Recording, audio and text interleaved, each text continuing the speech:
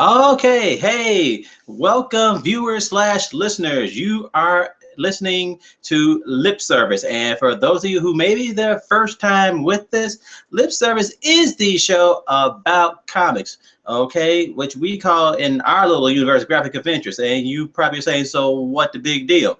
Well, what makes us different is that we talk about the independents. Marvel, DC, Dark Horse, Image, all the others who are stamped under and distributed by a major distributor already have their say and their marketing and everything else. We go for the people who you can say, we do the job of hunting for that needle in the haystack for you.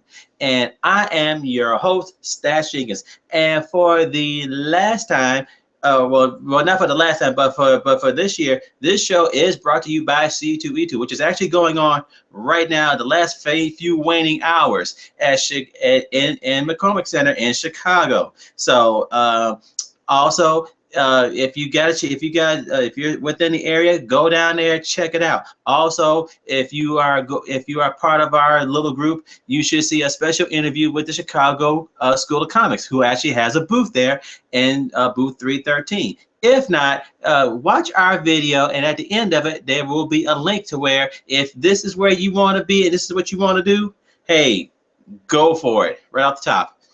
And right now, our guest is Tom Freeman.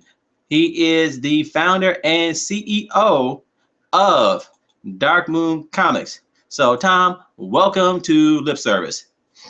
Thanks for having me on the show. I really like you guys' take on comics and yeah, your focus on indies, all that. Very cool. Oh yeah, well, being indies ourselves, our industry, especially the independent one, is a small one. Yeah. And there's not, I mean, there is some, but it's not enough of where folks help out each other. Definitely. It's a good community building thing. Definitely. Oh yeah, definitely. So Tom, what got you started into this crazy scene? Yeah, I would have to say my story about comics and me is a lot different than probably a lot of people.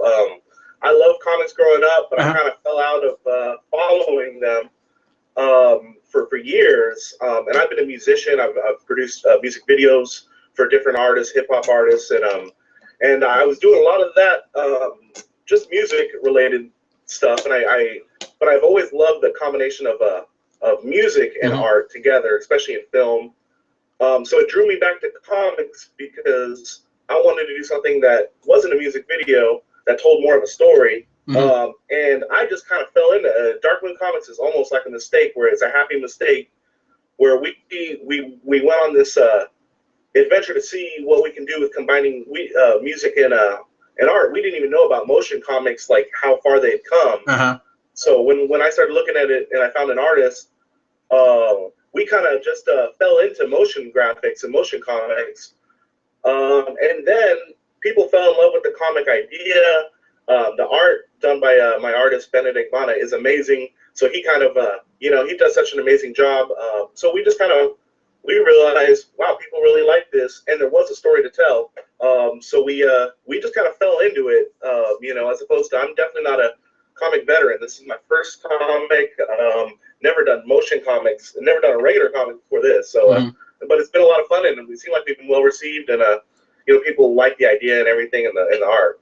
Okay, well, and the part that is interesting to me is, being around this block for now 16 years, the advent of motion comics, to me I've seen what Dark Horse has done with it, and I'm like, that's and I'm saying to myself, okay, guys, let's call if it walks like a duck, it quacks like a duck. Guess what?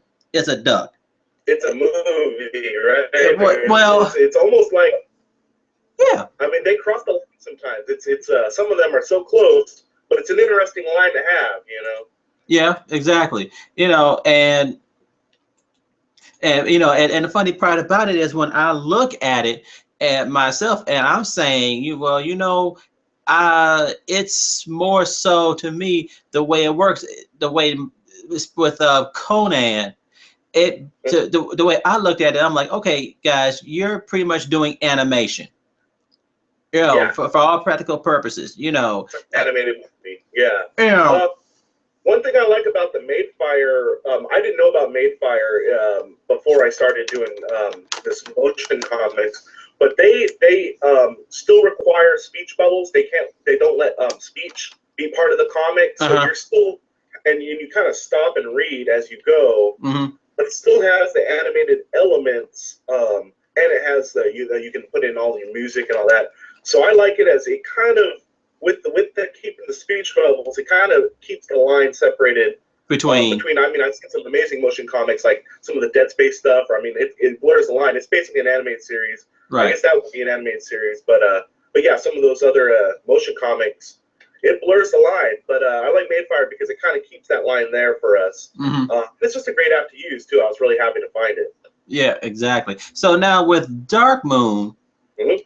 How does it where's your defining line with that?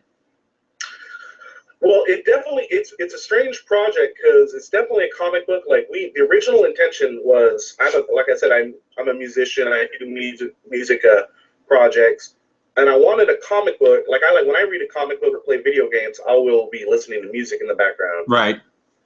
Usually, and I wanted a comic to listen to my music with, and so you can kind of experience that whole. There's something that happens when you like certain scenes in horror movies that I really love. At John Carpenter, some of these you see the image and you hear the music, and so I felt my music was missing the images. So it became a comic book. I had